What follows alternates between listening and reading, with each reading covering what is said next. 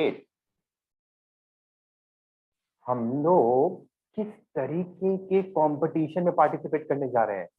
So the whole thing is basically depend upon these things. So as I just covered related to the term competition, whenever we talking about the term competition, we are not just think about just two teams is participating. Lot of other things is going on. The aspect I just only told you, like cultural aspect, economical aspect. These are the wonderful things that change the whole scenario. And then afterwards, we also add this thing, the sociological aspect. And then afterwards, the players just want to know his or her performance also, how he or she is performing. So competition giving the exact platform to our players, isn't it? And then the player is going to participate in which competition. So we are just discussing like which type of competition, like major competition, main competition, build-up competition. So which type of competition he or she is going to participate? So major competition, I'm just touching the little points regarding these types. So major competition is the most important competition of the player. Like if player want to participate in the Olympics or World Championship, then that competition become a major competition. And when the same player is going to participate in the national level, then that competition become a main competition, less important than the major competition, is called basically a main competition. And when the same player is going to participate in club level, district level tournaments, then the same competition become a build-up competition. That competition basically gives the practice to the player so that he or she can participate in the main competition and in the major competition. So I just want to touch the what is competition, different types of competition, their aspect, why they are very much important. So after knowing all these things, we just able to organize the event. So whenever we organize the event for basically a handball competition, so we are just looking a few things. So these are the things that we have to consider. So first of all, we must consider the place, date, duration of the tournament. So well in advance, we have to just focus on these aspects. Then we are just a team of organization and staff, very important. Organization staff, that is we call different. Now we are thinking about and making a organizing committee so that our tournament runs successful in successful manner and smoothly. For conducting a tournament or the event, sports event, we require a good team for smooth conduct of the tournament or the competition. So we must identify the people. आपको वो people पहले से identify करने पड़ेंगे जो आपकी committee design करेंगे. उसमें हर कमेटी अलग अलग होगी. टेक्निकल कमेटी आ जाती है, फिर हमारी उसमें पब्लिसिटी कमेटी रहती है, फिर हमारे उसमें ऑर्गेनाइजिंग कमेटी होती है. तो ये डिफरेंट जो जितनी भी कमेटीज आएंगी उसके बारे में अभी have to focus. Then number of handball field is required. How many fields we have needed for conducting the particular tournament. ये हमें पहले से रेडी होना चाहिए. Whether we require to handball courts और 1 or maybe 3 or 4 level of the tournament, whether it is for mini handball or like for children, for district level, for state level or national level.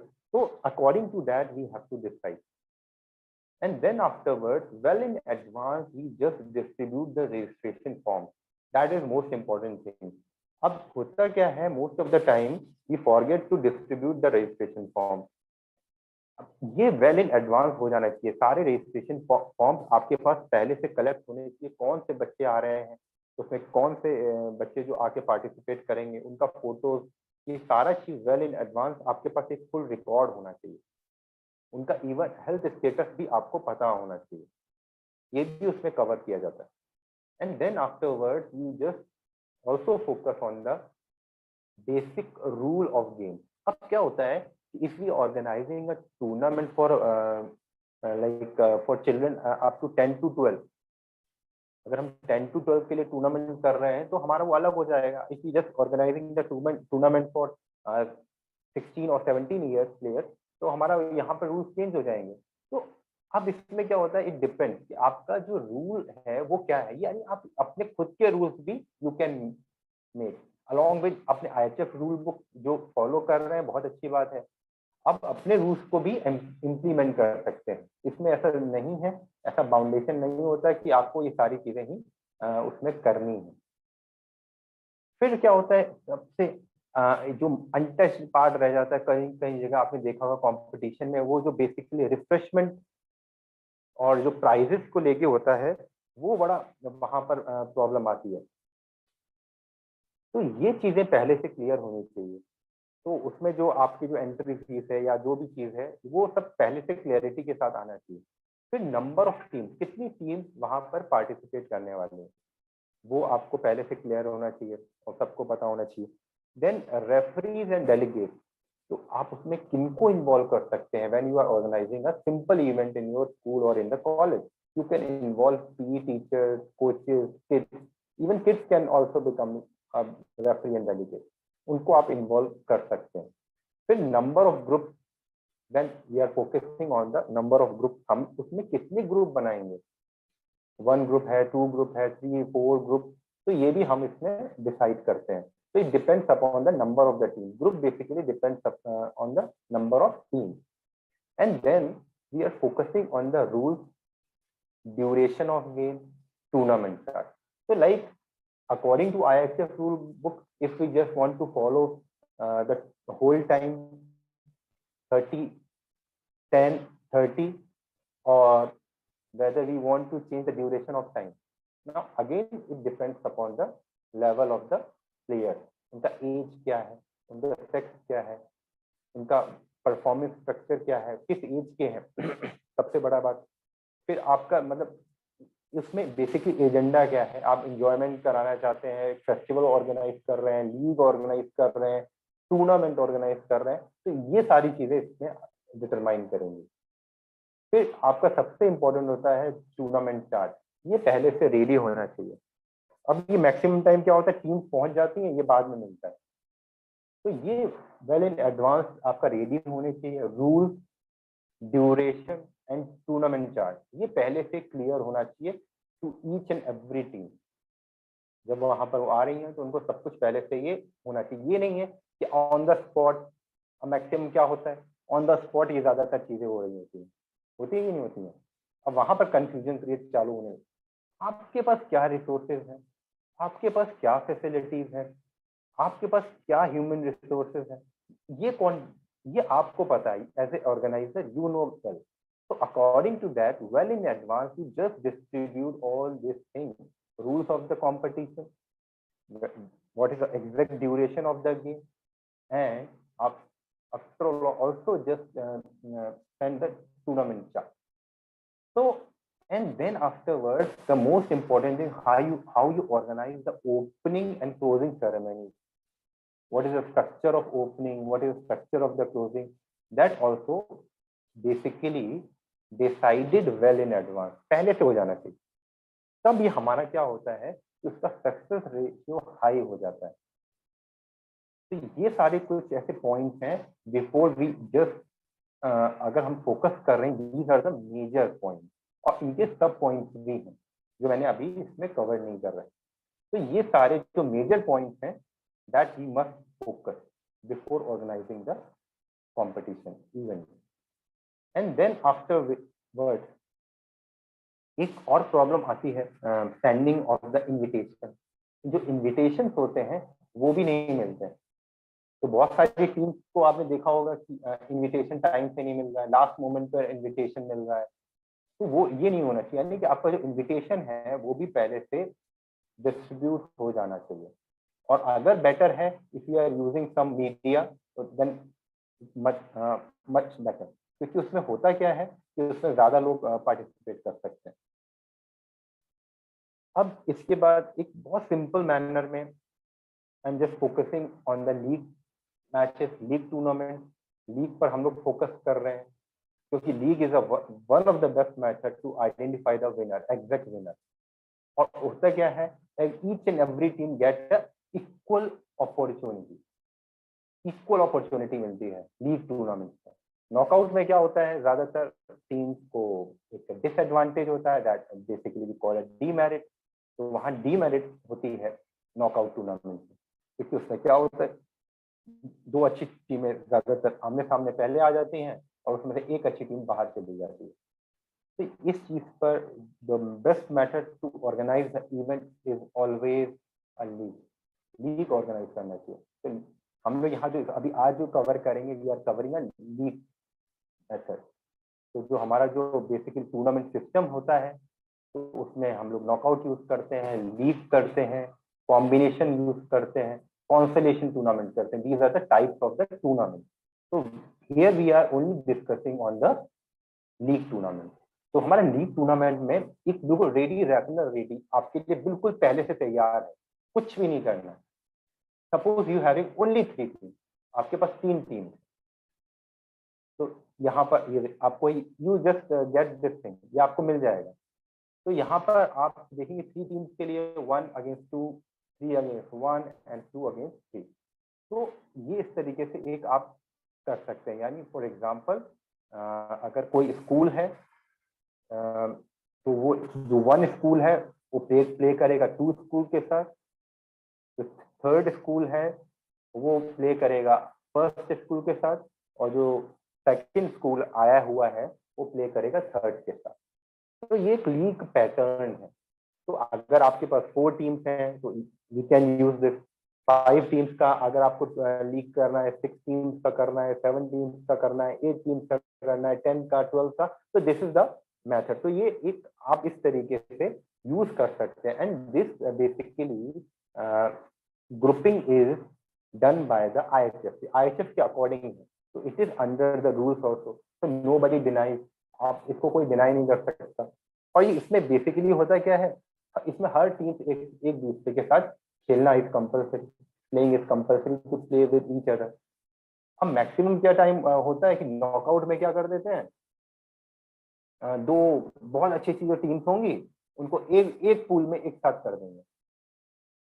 होता है कि नहीं होता है। अब उसमें जो अच्छी अच्छी टीम्स हैं वो एक साथ हो जाएंगी, और जो एक टीम है, तो इसमें ये क्या होता है, ये लीग में ये सारी चीजें नहीं हो पाती। So the wonderful method to organize the competition or the event is always a league. अच्छा, अब इसमें बात करते हैं how to calculate the matches. अगर मैच को कैसे कैलकुलेट करेंगे, तो आपको देखने को मिलेगा कि you having the 2 things that you can focus.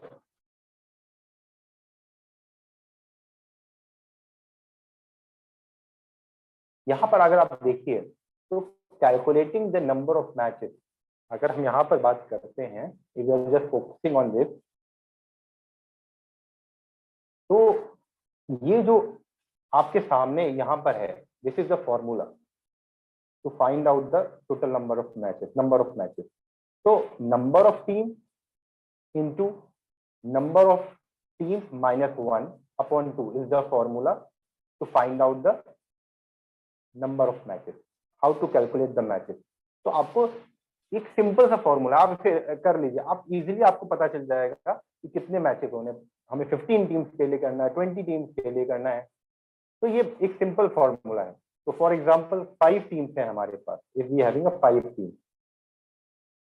ठीक। अभी अब यहाँ पर हो रहा है, तो हमारा क्या हो रहा है, we have to multiply with the number of team and then minus. तो हमने जब इसको ये करेंगे तो we just get the total number of matches for 5 teams is 10। तो हमें यहाँ पर 10 matches we are just getting. तो ये जो, यस सिंगल लीग का हो गया ना सर ये फॉर्मूला? हाँ, सिंगल लीग, सिंगल। तो ये बेसिकली ये हमारा आप आइडेंटिफाई कर लेंगे कि हमारे पास टोटल नंबर ऑफ मैचेस कितने हैं, एंड देन आफ्टरवर्ड अब बहुत सारे मेरे पास कभी कभी कुछ बच्चे हमारे अभी फोन करते हैं, जब टूर्नामेंट ऑर्गेनाइज करते हैं तो एक ये चीज हमेशा मिस कर देते हैं।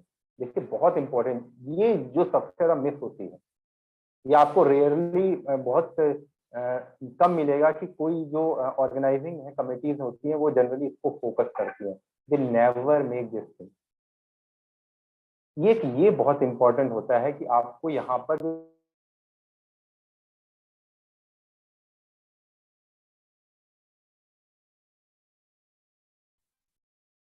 जो टेबल ऑफ रिजल्ट है ये बहुत इंपॉर्टेंट होता है। अब यहाँ पर एक एग्जांपल दिया हुआ है, इसमें बहुत सारे आंसर्स आपको मिल जाएंगे अभी। अब होता क्या है, कभी कभी क्या होता है, जब लीग टूर्नामेंट होते हैं तो मैक्सिमम स्कोर इक्वल हो जाता है टीम्स का। तो वो किस तरीके से किया जाता है, अब जैसे name of the team, suppose for example यहाँ पर हम लेते टीम ए। अब ये टीम, ये वाला जो कॉलम है ये ब्लैंक रखा जाता है क्योंकि टीम ए से नहीं खेल सकती ना। तो ये team A is playing against the team 2। तो अब उसमें क्या हुआ, विनिंग हुआ, लूज हुआ या ड्रॉ हुआ, व्हाट इज द रिजल्ट, ये आपको result you have to mention like, and then afterwards you also mention the point, उसके पॉइंट कितने हैं ये भी आपको मेंशन करना है well in advance. You are giving 2 point, you are giving 3 point, you are giving 1 point for draw और losing for 0 point. ये तो पहले से सारे पॉइंट सिस्टम रेडी होने चाहिए। एंड देन आफ्टरवर्ड जब आप इसको करेंगे तो that is the total score. आपका जो टोटल स्कोर क्या हुआ इस टीम के साथ, ये यहाँ पर आ जाएगा। एंड देन ये जो कॉलम है ये बहुत इंपॉर्टेंट होता है, ये कभी भी कंफ्यूजन क्रिएट नहीं होने देता। जब लीग में क्या होता है, मैक्सिमम टाइम क्या होता है कि पॉइंट इक्वल हो जाते हैं। जब पॉइंट इक्वल हो जाएंगे तब ये प्रॉब्लम आती है कि अब कौन सी टीम को आप रैंक 1 देंगे, रैंक 2 देंगे, रैंक 3 देंगे। तो यहाँ पर आता है we have to see this goal difference. तो goal difference is very much important. हमेशा अपने टूर्नामेंट में we must focus on this कि आपका गोल डिफरेंस कितना है। तो ये भी इसमें हमें मेंशन करना चाहिए। तो ये सारा एक चार्ट है, ये भी हम आपको शेयर कर देंगे, I will just share to you. तो ये चार्ट है, ये बहुत हेल्प करता है। Always just keep this chart with after whenever you organising the competition. तो मैक्सिमम टाइम जो प्रॉब्लम आती है वो यहाँ पर आती है, क्योंकि मैक्सिमम क्या होता है टीम के जो पॉइंट्स होते हैं वो सेम हो जाते हैं, पर गोल difference is never the same, ये कभी नहीं होती, ये हमेशा यहाँ पर वेरिएशन आता है। गोल डिफरेंस कैसे निकालते हैं, गोल डिफरेंस गोल अगेंस्ट और गोल फॉर, जितना गोल हुआ है और जितना अगेंस्ट में हुआ है, जितना आपने किया है, goal scored and goal against, minus करेंगे तो you get the goal difference. आपने जैसे फॉर एग्जांपल टीम ए ने फॉर टोटल टूर्नामेंट में 100 गोल स्कोर किए और उसके अगेंस्ट में 80 गोल्स हुए, तो गोल डिफरेंस इज 20। तो आपको एग्जैक्ट आपको पता चल जाएगा कि what is a goal difference. तो ये आप इस तरीके से ये आप आइडेंटिफाई कर लेंगे, टीम ए का, team B, team C, team D. तो then it is very easy to find out the point and then afterward it's very easy to identify the rank, किस टीम को कौन सा रैंक मिल रहा है। फिर then afterward you can decide on the basis of the points only. अब league tournament में जो होता है वो कॉम्बिनेशन टूर्नामेंट में तो लीग कम नॉकआउट हो जाता है, जैसे इंटर यूनिवर्सिटीज और नेशनल्स में तो लीग कम नॉकआउट होता है वहां पर जहां पर सिंपल लीग सिस्टम फॉलो किया जाता है, सिंपल लीग सिस्टम, तो वहां पर जब रैंक डिसाइड करेंगे, फर्स्ट इसको गोल्ड मेडल मिल रहा है या this team wins the trophy. तो जैसे अगर आप देखें बार्सिलोना लीग होती है, तो जो स्पेनिश लीग होती है, जर्मन लीग, ये लोग ऑर्गेनाइज करते हैं अपनी हैंडबॉल की, तो they are doing this thing. तो वो ये नहीं करते, they are not organising the knockout system. पर हमारे जैसे अगर नेशनल में देखेंगे तो first tournament begin with the league and then it turn to the knockout system. In the same manner, in the interzonal, the same system adopted. First, begin with this league, and then afterwards, it converts to the knockout.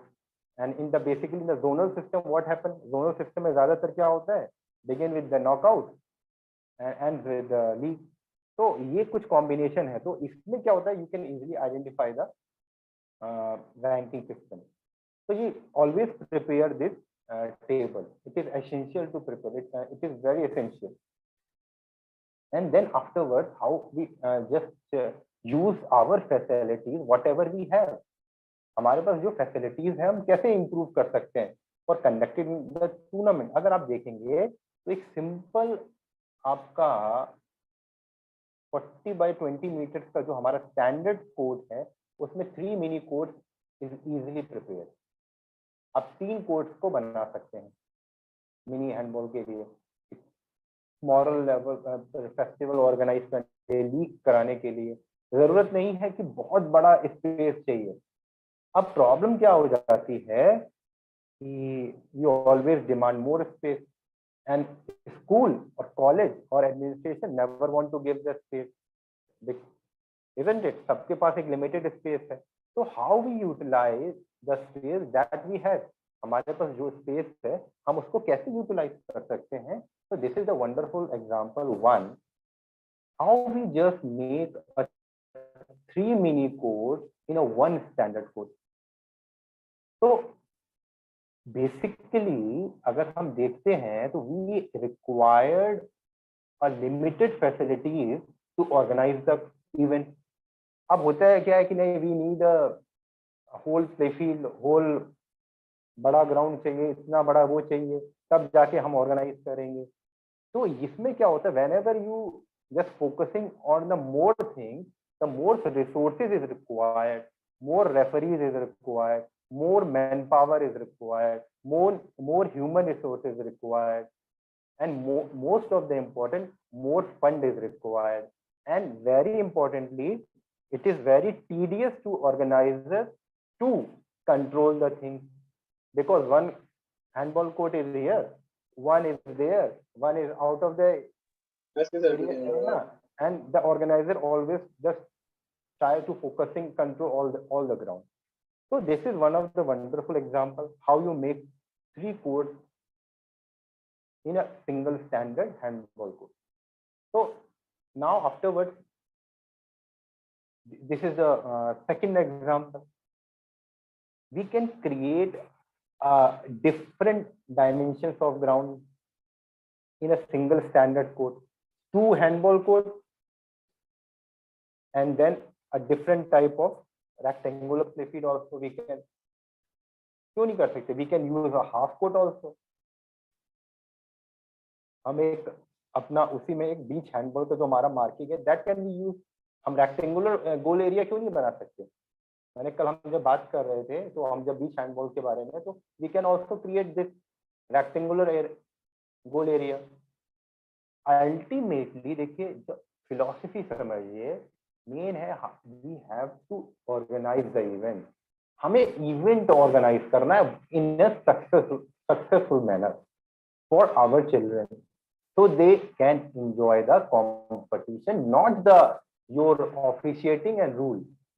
They want to come to participate in the competition. They want to play in the competition. They are eagerly waiting to participate in the competition. They come early in the morning with their tiffin boxes, with the water bottle, and they are waiting to participate in the match. But what happened? We are focusing on the different things. They are waiting till 2 hours, 3 hours, 4 hours. Why they are waiting 2-3 hours? Who is responsible for this? Why don't they are just, whenever they just reach to the arena, they start playing the match? Maximum time यही होता है. आप organise करके देखिए inter schools में, इसमें जब भी कंपटीशन होगा, स्कूल्स आएंगे 2 से 3 घंटे 4 घंटे बैठे रहेंगे और फिर वो उनका मैच मिलेगा उनको. क्यों होता है? उसमें क्या होता है, प्रॉपर जो हमारे यूटिलिटीज है, जो प्रॉपर रिसोर्सेज का मैनेजमेंट है, वो बहुत ठीक से नहीं होता. और फिर वहां से बच्चे क्या होता है, पहले ही थक जाते हैं. और जब बच्चे पहले थक जाएंगे तो फिर उनको अच्छा नहीं लगेगा, या खेलेंगे नहीं, अच्छे से नहीं खेलेंगे बस. पर उनका मेन क्या है कि आपका जो एम है वो पार्टिसिपेशन का वो खराब हो जाता है। We must focus on this thing कि हम कैसे जो हमारे पास लिमिटेड रिसोर्सेज हैं, हम exact within time, with given time we can conduct the tournament. हम क्यों नहीं विद इन जो स्कूल आवर्स है उसी में फिनिश कर देते हैं एक वन डे इवेंट, जो जिसमें कि बच्चों को ये भी दिक्कत ना हो कि वो क्या है। तो उसमें होता क्या है कि उनकी स्कूल बसेस भी इन्वॉल्व होती हैं, तो स्कूल बसेस को आपको वापस लेके जाना पड़ता है, बच्चों को वापस उनके घर पे छोड़ना पड़ता है। तो आपको with in the school timing में अगर आप उसको खत्म करेंगे तो उसमें क्या होगा कि बच्चे जो हैं basically they enjoy more, they having fun, एक फन जैसा हो जाएगा उनके लिए, नॉट वहां पर अब क्या होगा कि वो एक पनिशमेंट हो जाए। अब this is all depend upon the organiser, whether you want to make a fun or whether you want to make a punishment for the student। आपको इस पनिशमेंट की तरह उसको कंपटीशन को बनाना है या वो करना है। अब ये पहले से एडवांस में डिसाइड नहीं होता। अब कंपटीशन होना है, you are waiting for the competition, you are waiting, your team is waiting for 2 hours, now you just see what is the condition of the player. अब वहां पर होगा क्या, प्लेयर्स का क्या परफॉर्मेंस होगा, प्लेयर्स कैसे परफॉर्म कर रहे होंगे, किस लेवल पे परफॉर्म करेंगे। तो ये बहुत छोटी सी बात लग रही है पर ये बहुत इम्पैक्ट डालती है उसके इंटरेस्ट पर, और नेक्स्ट डे वो नहीं आएगा। जो मैक्सिमम बच्चे वो अवॉइड करेंगे कि अरे वहां पर बाहर बैठना पड़ता है, वहां पर धूप रहती है, वहां पर ये रहता है, वहां पानी नहीं मिलता, वहां एक रिफ्रेशमेंट नहीं मिलता है। कभी ये छोटी छोटी सी बातें हैं कि हम रिफ्रेशमेंट पॉइंट नहीं बना सकते, can't we make a refreshment point, can't we make water point. Water point कितने जगह पर होते हैं, नहीं होते, वो जाते हैं बच्चे बार बार शॉप की दुकान पर लेके चले जाते हैं। You can arrange stalls also, organiser can arrange stalls also. तो ये चीजें हैं जो बहुत इंपॉर्टेंट फैक्टर होती हैं। ये बड़ी छोटी सी हैं, लगते हैं अरे बच्चे तो खेलने आए हैं, बच्चे खेलने आए, this is the duty of you, वो आपके रिस्पॉन्सिबिलिटी पर खेलने आए हैं। This is the duty that you have to give a good things to the students, appropriate facilities, appropriate, not too much, not lavish, appropriate facilities to the students। आपके जो student है उनको कुछ तो फैसिलिटीज मिलना चाहिए रिलेटेड टू बेसिकली अकोमोडेशन आता है, टॉयलेट्स हैं, वॉशरूम्स हैं, वो कैसे हैं, हमारे वाटर बॉडी है, वाटर पॉइंट्स हैं कि रेडी हैं, रिफ्रेशमेंट के लिए क्या है। तो ये कुछ बेसिक सी चीजें, तब आप देखेंगे कि आपका ऑटोमेटिक क्या होगा कि जो बच्चों का इंटरेस्ट डेवलप होगा। और ये सारी चीजें, हमारा फोकस सिर्फ मैच पे रहता है या ट्रॉफी पे रहता है, we are focusing on this thing but we are not focusing on the facilities side also, that we must provide a minimum facilities only. किसने बोला है कि हमें बहुत सारी फैसिलिटीज देने की जरूरत है, लैविश नहीं देना, हमें बहुत वो नहीं देना है कि 5 star facilities we are giving, just required facilities to the student.